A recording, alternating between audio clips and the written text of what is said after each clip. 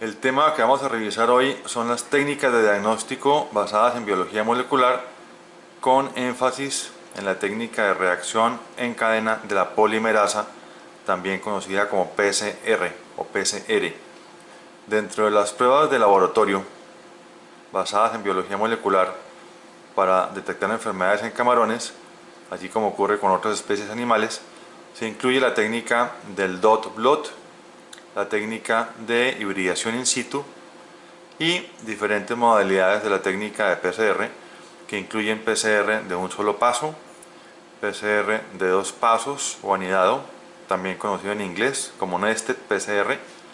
PCR duplex, que permite detectar al mismo tiempo dos patógenos en una misma muestra, PCR multiplex, que permite detectar al mismo tiempo tres o más patógenos en una única muestra, PCR en tiempo real, que es una técnica cualitativa y cuantitativa,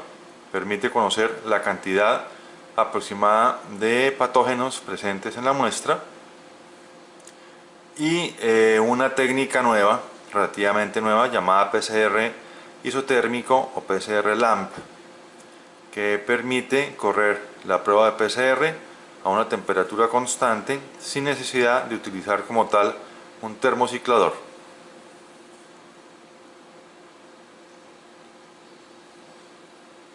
Aquí vemos un ejemplo de una membrana de nitrocelulosa con una prueba de dot plot, en la cual los puntos más oscuros indican mayor concentración del virus, los puntos medianamente oscuros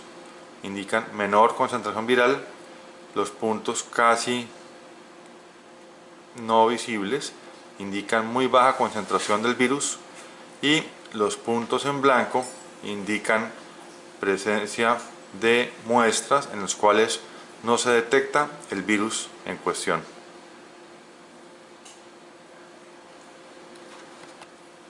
Otra técnica molecular es la hibridación in situ, que ya se mencionó, y aquí se pueden observar dos cortes histológicos sobre los cuales se ha corrido la sonda genética. En el caso anterior del dot plot es una sonda genética, que es una pequeña fracción de DNA que se corre sobre una muestra, sobre una membrana de nitrocelulosa o de nylon. En el caso de esta hibridación in situ, la sonda genética se corre sobre un corte histológico que no se ha teñido aún, y se busca detectar por colorimetría la presencia o no de un patógeno. En este caso, todos los puntos oscuros que se ven en la foto izquierda y en la foto derecha corresponden a resultados positivos del patógeno que se estaba buscando en esta muestra. Puede ser un patógeno viral o puede ser una bacteria, dependiendo de la sonda genética a qué patógeno corresponda. En el caso de la PCR, que es nuestro tema de énfasis en esta presentación de este momento, es importante mencionar en qué consiste la técnica, y no es otra cosa que producir muchas copias de contenido genético, puede ser DNA o RNA, a partir de unas cuantas copias originales de DNA de algún patógeno en particular que se tienen en una muestra. En el caso de esta imagen que se está observando, vemos arriba, donde dice muestra de ADN, que está una cadena de ADN doble. Luego, el primer paso, que en el caso del ejemplo es entre 94 y 98 grados centígrados, se produce en un equipo llamado termociclador la desnaturalización, que es que se separan las dos cadenas de ADN. Luego, entre 55 y 70 grados, se produce el anillado, que es la unión de los primers en los extremos 3' del DNA, que se han separado uno del otro. En este caso, los primers están de color amarillo y el DNA de color azul. Posteriormente, la temperatura vuelve y asciende entre 68 y 72 grados centígrados, en el cual sucede la extensión, que es que la polimerasa a partir del sitio donde están los primers, en este caso está de color verde la polimerasa, comienza a armar la cadena complementaria de ADN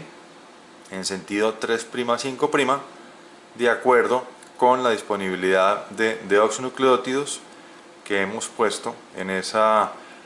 tubo de reacción para que suceda justamente esta parte del proceso. Una vez que termina la polimerasa de armar la copia complementaria de DNA en la muestra, tenemos nuestra hebra doble de ADN que ha sido digamos duplicada o copiada a partir de estos procesos anteriores. Dentro de la PCR iniciamos con la primera parte, una vez tenemos la muestra, que es la extracción del ADN o del ARN, si se trata en este último caso de virus cuyo genoma es ARN. Este proceso consiste en romper las células dentro de las cuales están los patógenos y exponer el ADN o ARN en el medio donde se va a hacer la parte de las reacciones. Luego de que hemos extraído el DNA, pasamos a la siguiente fase de la prueba de PCR, que consiste en la preparación de los reactivos o de los tubos de reacción. Estos tubos de reacción contienen el DNA que hemos extraído, contienen la polimerasa, los primers, una solución buffer o tampón y los deoxonucleótidos a partir de los cuales se formarán las nuevas cadenas de DNA por la acción de la polimerasa y de los primers. Estos tubos de reacción son puestos posteriormente en un equipo llamado termociclador para realizar la fase de amplificación. Amplificación es el copiado del DNA para producir nuevas y muchas copias de ese DNA original y así hacer visible al final de la prueba la presencia del patógeno por aumento del número de copias de DNA que son parte de su contenido genético. Esta amplificación se puede hacer de diferentes maneras. En este caso de la imagen estamos observando diferentes tipos de aparatos de PCR o termocicladores, diferentes marcas, diferentes modelos, y en la foto de la derecha vemos uno que posee 96 pozos para 96 muestras que deben incluir control positivo y negativo de extracción y control positivo y negativo de amplificación. Este proceso de amplificación puede tomar entre 1 y 2 horas, depende del número de ciclos que deseemos obtener a la final de la prueba. Los ciclos consisten en duplicación de las copias que tenemos. Por ejemplo, si en el ciclo 1 partimos de un solo DNA, en el ciclo 2 tendremos 2, en el ciclo 3 tendremos 4, en el ciclo 4 tendremos 8 y así sucesivamente. Aquí podemos observar un diagrama en el cual se explica cómo es la amplificación del DNA partiendo a la izquierda de una cadena de DNA doble. En el ciclo 1 esta cadena se abre y se producen copias, de tal modo que en el ciclo 1, partiendo de una sola cadena, tendremos ya 4 fracciones de DNA. De estas 4 en el siguiente ciclo tendremos 8, de estas 8 en el siguiente ciclo tendremos 16 y, como se mencionaba anteriormente, así continuará poco a poco el aumento de copias en la medida en que los ciclos de más o menos 3 minutos avancen uno tras otro. Luego de 30 o 40 ciclos, que es más o menos el tiempo que se utiliza en la prueba de PCR, obtendremos en esos tubos de reacción amplificación del DNA de nuestro agente patógeno de interés, y para evaluar si está presente o no montamos esa muestra amplificada sobre un gel de agarosa. Ese gel de agarosa lo sometemos a electroforesis. La foto superior izquierda muestra una fuente de poder para electroforesis y a la derecha de la fuente dos cámaras de electroforesis. Y luego de un tiempo determinado, dependiendo de cada caso, montamos ese gel de agarosa en el cual hemos corrido las muestras de interés sobre un transiluminador de ultravioleta, que es la foto del equipo de abajo con borde azul. En este equipo la luz ultravioleta reacciona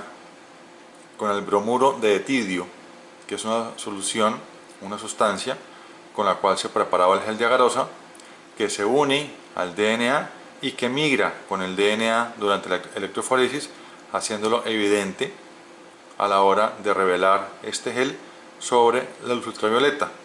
La foto de la derecha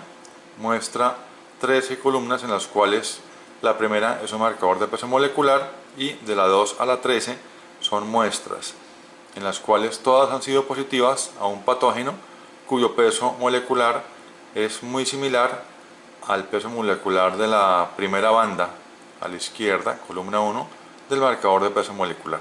Eso significa que esas muestras han sido todas positivas a la presencia del patógeno. Esto simplemente a manera de ejemplo. Otra modalidad de PCR es el PCR en tiempo real,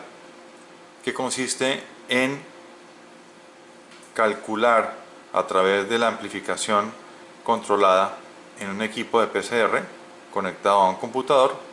la cantidad de copias virales que cada ciclo se están produciendo procedentes de un patógeno presente en la muestra. La foto de la izquierda muestra el termociclador conectado a un computador y a una pantalla donde se ven los resultados. La foto de la derecha ya es la gráfica emitida por el computador en la pantalla, donde se ven que las muestras poseen partículas virales, en este caso, entre 500 y más o menos 2300 copias por muestra. Se parte de la base que en este caso la muestra es positiva al patógeno, pero si él está enfermo, probablemente no está enfermo por esta enfermedad, ya que la cantidad de copias virales es baja. Se esperaría que haya por lo menos 100.000 copias virales, 50.000 o 100.000, y de ahí en adelante, para poder decir que esa muestra corresponde a un camarón que estaba enfermo por esta enfermedad en particular, por este patógeno en particular. Uno de los métodos de PCR que ya mencionamos es la PCR isotérmica, que en este caso veremos la realización práctica mediante un video utilizando un sistema comercial llamado Pocket o Pocket. Este sistema es un sistema, digamos, miniaturizado, de uso bastante flexible a nivel de campo, y de todos modos, pues aunque requiere las medidas básicas para evitar contaminación de una clásica PCR, no es tan sofisticado como la PCR tradicional, ni tan demorado como esta PCR tradicional que se haría en un termociclador. Este método de PCR isotérmico llamado Pocket incluye la parte de preparación de muestra, que involucra la toma de la muestra y la fijación en etanol 95% o, en su defecto, congelamiento en vez de etanol. Incluye también la fase de extracción del DNA o RNA en un mismo único proceso, e incluye la parte de amplificación. Digamos que en sí el componente molecular del laboratorio, partiendo de la muestra, solamente sería extracción del DNA, RNA y amplificación. Dentro del proceso de extracción tenemos diferentes pasos para este método estandarizado, que inician con la adición de una primera solución a un microtubo que contiene la muestra. Posteriormente, teniendo la muestra con la solución inicial o solución 1, se hace maceración del tejido utilizando un macerador nuevo, limpio, no necesariamente estéril, de acuerdo a como lo trae el kit, pero pues mientras esté limpio y no esté expuesto a contaminación con otros camarones que pueda implicar contaminación cruzada, pues no hay mayor problema. Una vez que se ha hecho la maceración del tejido, se procede a agregar la siguiente solución, llamada solución 2, la cual previamente debe haberse preparado con etanol antes de su primer uso, de acuerdo con lo que recomienda el fabricante del kit. Luego que tenemos la solución 2 agregada a este microtubo, se hace una mezcla homogénea y se centrifuga por 1 minuto. Posteriormente se pasa 500 microlitros de esta solución de macerado a una columna que trae el kit y que veremos en el video.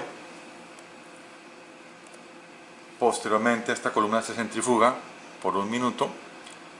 el sedimento se elimina y se ensambla nuevamente la columna, se agrega nuevamente solución 2 a esta columna,